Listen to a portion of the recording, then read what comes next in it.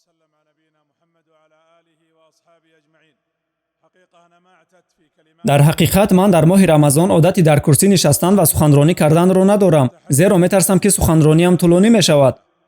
вале ман ба шумо ваъда медиҳам, иншааллоҳ суханони ман аз 10 ё 20 дақиқа зиёд намегиранд. имом дар вақти намоз охири сураи Ан-Намл яъне мурча ва саршавии сураи Ал-Қасас яъне қиссахониро хонда гузашт.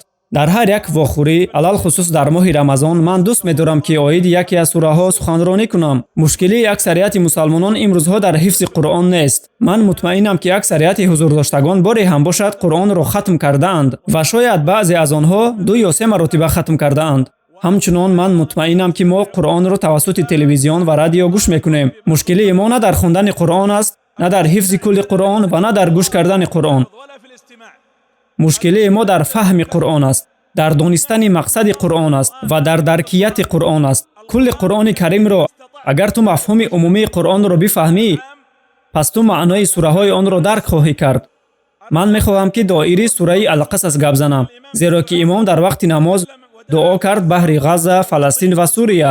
ман гумон мекунам ки мавзӯи ин сура монанд аст ба мавзӯи рӯйдодҳои дардоваре ки имрӯзҳо ҳар яки моро роҳат намегузоранд. то дирӯз аллакай садҳо нафар зиёд кушта шуданд дар Ғазза ва то имрӯз аллакай аз 1000 нафар зиёд ба ҳалокат расиданд ва ин ҳамагӣ дар тӯли 11 рӯз рух дод. аз ҳамон замоне ки сионистони таҷовузкор пайдарпай зарбаҳои мушакии худро равона карданд. ва сураи Ан-Намл дар умум оиди такмилёбии тараққиёт мегӯяд, оиди ривоҷёбии тараққиёт мегӯяд. ва ин чиз дар ин сура мушоҳида мешавад, махсусан дар таърихи Сулаймон алайҳиссалом дида мешавад.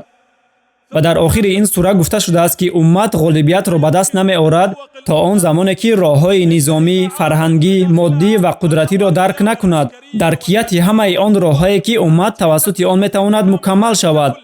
ҳамчунон дар охири сура оиди робита бо Аллоҳи мутаол гуфта шудааст. бигӯ ситоиш Аллоҳро ва салом ба он бандагони интихобшудааш. оё Аллоҳ беҳтар аст ва ё онҳое ки ба Аллоҳ шарик овардед?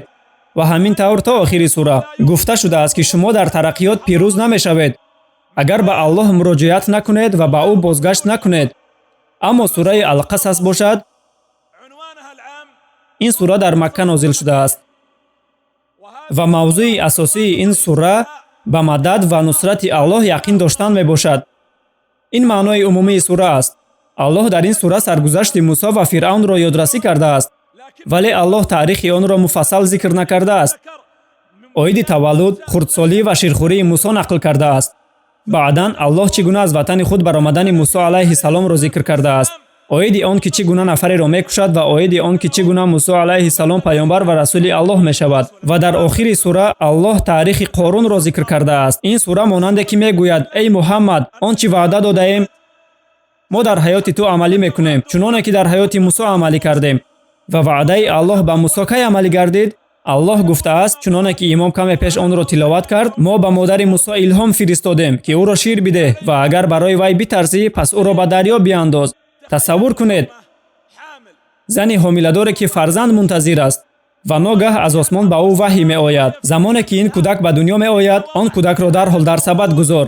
баъзе аз олимон мегӯянд ки ваҳй ва илҳом ба ӯ пеш аз таваллуд кардан нозил шудааст ва ӯ пешакӣ сабадро омода кардааст. модари Мусо як зан аст, як шахси оддӣ аст. барои ӯ душвор аст бовар кардан ки фарзанди ӯ дар ин сабад бехатар хоҳад буд. лекин Аллоҳ чунин хост. ҳангоме ки таваллуд мешавад, ӯро ба сабад гузор. ва баъдан кӯдак таваллуд мешавад. модараш ӯро ба машомаш меорад, то ки накҳати ӯро ҳис кунад. баъдан ӯро ба оғӯш мегирад. вале Аллоҳ мегӯяд: ӯро ба сабад гузор. оё кӯдак дар сабад бехатар буда метавонад? аммо ин амри Парвардигор аст. мехоҳем инро ё не, мо бояд итоат кунем. модар кӯдакро дар сабад гузошт. паёмбар нақл мекунад: модари бечора гумон мекунад ки сабад дар наздаш мемонад ва гумонаш сабадро дар назди худ мемонад.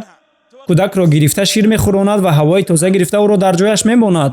баъди он илҳоми дигар меояд, илҳоми вазнинтар: ӯро ба дарё парто. ё Парвардигор, кӯдакро дар сабад чӣ хел ба дарё партоям? Аллоҳ гуфт: ӯро ба дарё парто. ба оят аҳамият бидиҳед. он ҷо нагуфтааст ки ӯро бигузор, балки гуфта шудааст ки ӯро бипарто. баъди он апааш ӯро бурда ба дарё мепартояд. мавҷи дарё сабадро аз ин тараф ба он тараф мебарад. Кӯдак бошад, дар дохили сабад аст. Ман аз шумо мепурсам, махсусан аз шумо падарону модарон, оё шумо метавонистед фарзанди худро ба сабад гузошта ба дарё партоед ва бубинед ки мавҷи дарё ӯро ин тарафу он тараф мебарад? Ин манзараро ба худ тасаввур кунед. ҳозир агар кӯдакат дар беморхона бошад ва ту дар масҷид, валлоҳи ту соатро пайи ҳам менигарӣ ва телефонатро чандин маротиба бароварда нигоҳ мекунӣ, дар ҳоле ки ӯ танҳо бемории зуком ва ё ҳарорати бадан дорад. Ва тасаввур кунед сабадро, ки дар он кӯдакро гузоштааст, азизтарин кас барои модар фарзанди азизашро ба сабад мегузорад, ба сабадро ба дарё мепартояд ва тарс дорад ки мавҷҳо онро чапа мегардонанд ва кӯдак ғарқ мешавад. Ӯ метарсад аз ин ва ин тарс ҳисси табиӣ аст, вале ба ӯ гуфта мешавад натарс. Ба ӯ ҳатто тарсидан иҷоза нест. хоб, ӯ ҳисси тарсро аз худ дур мекунад. Бинобар сабаби ҷудоӣ бо фарзандаш ӯ андӯҳгин мешавад. Аллоҳ мегӯяд натарс ва андӯҳгин мабош, зеро ки ӯро ба ту бармегардонем. Аммо чӣ хел? Ва баъдан дар давоми оят гуфта мешавад ва ӯро яке аз расулон мегардонем. Аммо чӣ хел? Пайғамбар саллаллоҳу алайҳи ва саллам мегӯяд: қасам ба Аллоҳе ки ҷуз ӯ маъбуди дигаре нест. Ва ин ҳадис дар муснади имом Аҳмад ривоят шудааст. ҳаққо ки модари Мусо ӯро баробари тулӯи офтоб таваллуд кард ва ӯро аз пистони тарафи росташ шир хуронид. Ва офтоб нанишаста буд ки Мусо гурусна шуд ва модараш ӯро аз пистони тарафи чапаш шир хуронид. Ки аст он зоте ки ӯро баргардонид? Аллоҳ. Ва аҳамият бидиҳед ки Аллоҳ дар охири сура чӣ мефармояд. Шумо онро фардо мехонед иншааллоҳ. Ояти 85 ва ё 58. Аллоҳ ҷалла ҷалолуҳу ба Муҳаммад мегӯяд: он ки ба ту Қуръон нозил кард ва онро ба ту фарз гардонид, ҳаққо ки ӯ чӣ кор мекунад? Туро ба сӯи ҷои бозгашт бармегардонад. Ин сура кай нозил шуда буд ба Пайғамбар саллаллоҳу алайҳи ва саллам? Ин сура дар рӯзи ҳиҷрат нозил шуда буд. 6 дақиқаи дигар монд. Ман вақтро нигоҳ дорам. ин сура дар рӯзи ҳиҷрат нозил шудааст. Ҳангоми ҳиҷрат кардан, ҳамон замоне ки дар роҳи Макка ба Мадина мерафтанд. Тасаввур кунед ки Пайғамбар ҳиҷрат карда истодааст ва бо ӯ касе нест ғайр аз рафиқаш Абу Бакри Сиддиқ. Ва Суроқа ибни Молик аз паси онҳо медавад, то ки ӯро бикушад. баъдан Расулуллоҳ дар ғор пинҳон мешавад ва бо ӯ Абу Бакри Сиддиқ низ пинҳон мешавад. замоне ки онҳо дар чунин ҳол қарор доранд, Аллоҳ ин сураро нозил мекунад. Расулуллоҳ дар ғор пинҳон мешавад ва ӯро ҳисси андӯҳ азият медиҳад. ва ин бо сабаби тарсу ҳарос доштан набуд, балки бо сабаби вусъат наёфтани ин дини мубин ва ин паём буд. ва Аллоҳ ин сураро нозил мекунад ва Пайғамбар саллаллоҳу алайҳи ва саллам суханони маъруфе ки ба мо маълуманд ба Абу Бакри Сиддиқ мегӯяд: ту чӣ фикр дорӣ оиди ду нафаре ки Аллоҳ сеюмини онҳост? ва ба ӯ мегӯяд ки андӯҳгин мабош. Аллоҳ ба ӯ мегӯяд ки андӯҳгин мабош, ӯ бошад ба рафиқаш мегӯяд ки андӯҳгин мабош, зеро Аллоҳ бо мо аст. замоне ки онҳо тарки ғор карданд, Суроқа ибни Молик ба онҳо наздик шуд. ба ӯ аллакай сура нозил шудааст. ӯ ором аст, мисле ки Аллоҳ ба ӯ мегӯяд: эй Муҳаммад, Мусо рафт ва ту ҳам меравӣ. Мусоро ронданд, ту ҳам ронда мешавӣ. ва мо ба Мусо ваъда додем бозгашт, нусрат, қудрат ва рисолатро. ва мо ба ту низ ваъда медиҳем бозгашт, нусрат ва қуввату қудратро. ва Абу Бакр пеш аз ин ба Пайғамбар гуфт: агар нафаре аз онҳо зери пояшро менигарист, пас моро мушоҳида мекард. ва ӯ посух гуфт: андӯҳгин мабош, Аллоҳ бо мо аст. чӣ фикр дорӣ оиди ду нафаре ки Аллоҳ сеюмини онҳост? чуноне ки шоир мегӯяд, кабутар ва тортанакхона онҳоро водор сохта фикр кунанд ки беҳтарин аз махлуқот дар он ҷо буда наметавонад. ҳифозати Аллоҳ беҳтар аз ҷавшани қавӣ ва истеҳкоми баланд мебошад. онҳо аз ғор баромаданд ва Суроқа онҳоро дарёфт. Суроқа ибни Молик мегӯяд: ман дар хафои Пайғамбар будам. байни мо масофаи ба андозаи як асп монда буд. ногаҳон аспи ман аз пой зад ва ман низ афтодам. яъне ин ки байни мо ҳамагӣ 1.5 ё 2 метр масофа монда буд. ҳамин ки ман ба Пайғамбар наздик шудам, аспи ман аз пой зад. ва Суроқа ба ӯ мегӯяд: қасам ба Аллоҳ, эй Муҳаммад, ман медонам ки ту шахси мамнӯъ ҳастӣ. ман ба ту наздик шуда наметавонам. вале ман мехоҳам ба қавмам бо дасти пур баргардам. ман ба онҳо ваъда додам ки туро зинда ва ё мурда ба онҳо меорам. Пайғамбар ба ӯ гуфт: ба қавмат баргард, эй Суроқа. ҳадди ақал ба ман чизе бидеҳ, маро бо дасти холӣ равон макун. онҳо ба ман 100 шутур ваъда карданд. агар ман ба қурайшиён баргардам ва бигӯям ки туро дидам, вале боздошт накардам, онҳо маро дурӯғгӯй мешуморанд. ба ман чизе бидеҳ, то тасдиқ кунад ки ман туро дидам. баъдан Пайғамбари Аллоҳ ба ӯ мегӯяд: эй Суроқа, ба назди онҳо баргард ва ба онҳо бигӯ ки Муҳаммад ба ман тоҷи Кисроро ваъда кард. кадом Кисро? императори империяи Форсро? шоҳ Кисро? Паёмбар гуфт: бале, ӯро дар назар дорам. Суроқа мегӯяд: эй Муҳаммад, ту ба ман ду тоҷи Кисроро ваъда медиҳӣ, дар ҳоле ки худ дар фирорӣ ва бо ту ғайри рафиқат каси дигаре нест? Лекин ту шахсе ҳастӣ ки дурӯғ намегӯӣ. Ба ман чизе бидеҳ ки исботи суханонат бошад. Ӯ ба Абубакр нигарист ва гуфт: ин суханҳоро барои ӯ навишта кун. Ба номи Аллоҳи бахшоянда ва меҳрубон, аз Муҳаммад ибни Абдуллоҳ ба Суроқа ибни Молик, Муҳаммад ба ту тоҷи Кисроро ваъда медиҳад ва салом. Суроқа онро гирифта дар ҷебаш гузошт ва баргашт.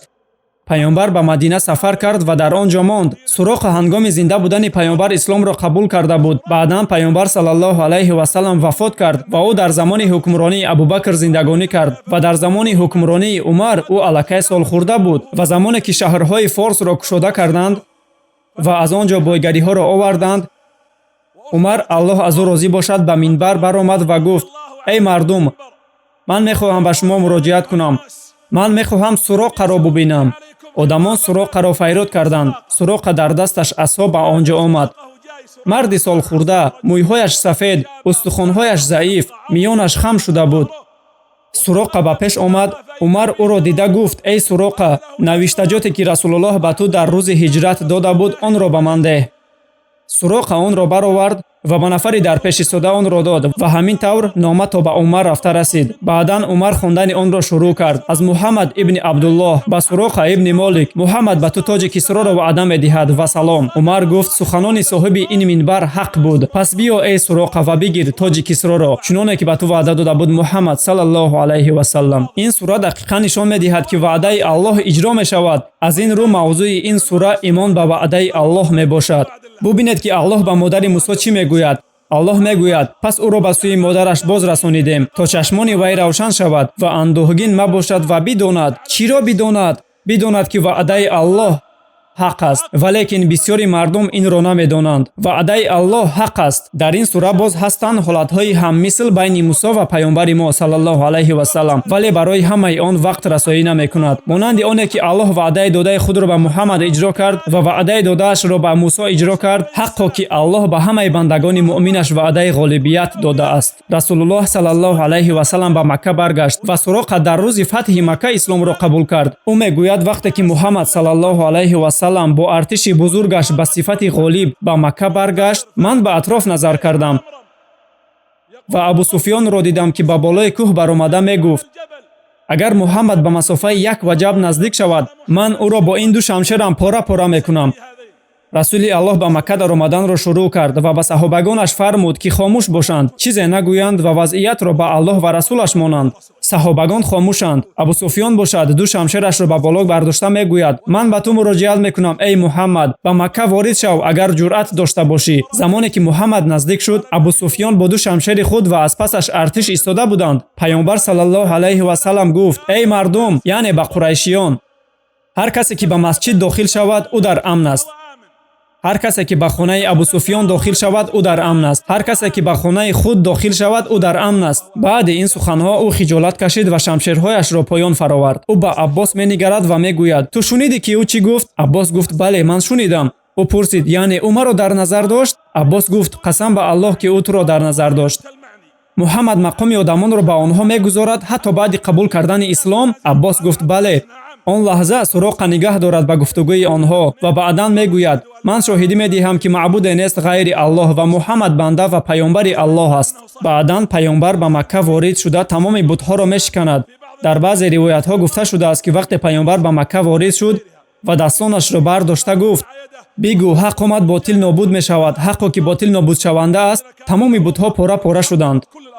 Ба лаҳзае ки паёмбар аз Каъба берун меояд, Абу Суфён мехоҳад исломро қабул намояд ва ба Аббос мегӯяд: агар ман ҳозир ба нияти исломро қабул кардан ба назди паёмбар биравам, ӯ маро қабул мекунад? Аббос гуфт: бале. Чӣ хел ӯ маро қабул мекунад ки ман ӯро аз шаҳраш рондам, нисбати ӯ суханони бад гуфтам, саҳобагонашро ба қатл расонидам? Аббос гуфт: ба назди ӯ бирав ва вақте ки дар рӯ ба рӯяш рост шудӣ, ба ӯ суханони бародарони Юсуфро бигӯ. Онҳо гуфтанд: қасам ба Аллоҳ, ҳамоно Аллоҳ туро барои мо бартарӣ донист, мо бошем аз хатокорон. худорон будем. Ман ба назди паёнбар омадам ва гуфтам: эй Муҳаммад, ман Абу Суфёнам. Мехоҳам ки ба дини ту ворид шавам, зеро дар дини ту дидам он чиро ки дар дини худам надидам. Паёнбар саллаллоҳу алайҳи ва саллам рӯяшро аз ӯ гардонид, зеро ки аз ӯ бисёр азобҳоро дида буд. Абу Суфён ба сӯи кӯҳе нигоҳ кард ки Аббос он ҷо буд ва ӯ мегуфт: боз бигӯ, такрор кун. Абу Суфён боз такрор кард: эй Муҳаммад, ман мехоҳам ба дини ту ворид шавам. Ва баъдан гуфт: ман ба ту суханони бародарони Юсуфро мегӯям ки онҳо ба Юсуф гуфтаанд: қасам ба Аллоҳ, ҳамоно Аллоҳ туро барои мо бартарӣ донист, мо бошем аз хатокорон будем. ӯ ин суханҳоро 3 маротиба такрор кард. Аз чашмони паёнбар саллаллоҳу алайҳи ва саллам ашк ҷорӣ шуд. баъдан ӯ сарашро бардошта суханони маъруф ва бузурги худро мегӯяд: ман имрӯз шуморо сарзаниш намекунам, Аллоҳ шуморо бубахшад, зеро ӯ меҳрубонтарини меҳрубонон аст. ман туро сарзаниш намекунам, эй Абу Суфён, ту моро қатл кардӣ, бадарға кардӣ, бадгӯӣ кардӣ, вале ту имрӯз ворид шудӣ ба дини раҳмат ва ба раҳмате ки тамоми чизро фаро мегирад, ба раҳмати Аллоҳи бузургу тавоно. мо яқин дорем ки Аллоҳ нусрати худро мефиристад ва он чи дар Ғаза рух медиҳад ба мо дардовар аст. Он чи дар Сурия солҳои дароз рух медиҳад қалби моро ба ташвиш меорад. ин барои мо азоби дардовар аст, вале мо ба Аллоҳ шикоят мекунем, танҳо ба ӯ шикоят мекунем, ба ӯ дуо мекунем ва аз ӯ мадад металабем. андаке пеш мо суханони Аллоҳи тавоно ва покро шунидем ки имом онро ба мо хонд. дуои шахси ниёзмандро ки мустаҷоб мекунад вақте ӯ ба Аллоҳ дуо мекунад? ё Аллоҳ, мо ба ту шикоят мекунем аз заифии онҳо, аз нотавонии онҳо, аз залолати онҳо.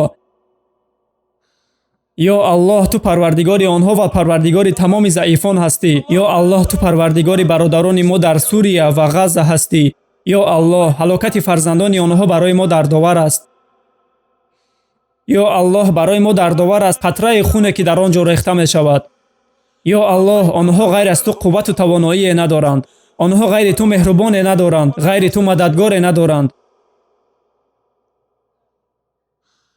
ё Аллоҳ, мо ба ту шикоят мекунем аз заифии онҳо, аз нотавонии онҳо, аз залолати онҳо.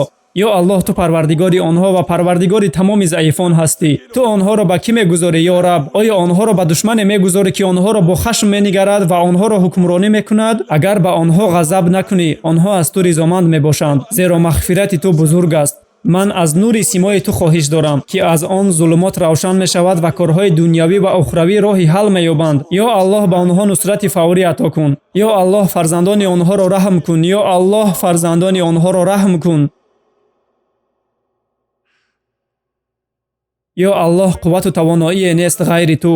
ё Аллоҳ, ту парвардигори мо ва парвардигори тамоми заифон ҳастӣ. пас барои онҳо меҳрубон бош, мададгорашон бош, устуворашон бигардон ва нусратдиҳандаашон бош. ман ба шумо мегӯям, новобаста аз ин азобҳо, новобаста аз ин манзараҳои дардовар, ба нусрати Аллоҳ яқин дошта бошед, ба ваъдаи Аллоҳ имон дошта бошед. ҳамоно Аллоҳ дини худро нусрат медиҳад, сухани худро баланд мекунад, ба бандагони муқаррибинаш мадад мекунад, ба дурустӣ ки ҳизби Аллоҳ муваффақ мешаванд ва аҳли имон пирӯзманд мешаванд. вале Аллоҳ инро ё дарҳол амалӣ мекунад ва ё бо ҳикмати худ ба таъхир мегузорад. бо ҳикмати худ ато мекунад ва боз мегирад ва касе қарори ӯро инкор карда наметавонад ва касе қарори ӯро маҳкум карда наметавонад. ӯ бузург аст, пок аст ва баландмартаба аст. ё Аллоҳ, дар ин ҷо ҳузурдоштагонро ва тамоми мусалмононро аз ҷумлаи мардон ва занон аз оташи ҷаҳаннам наҷот ато намо. ё Аллоҳ, ҳар ки аз онҳо мушкилӣ дорад, ба онҳо ҳалли мушкилиҳояшонро ато бикун.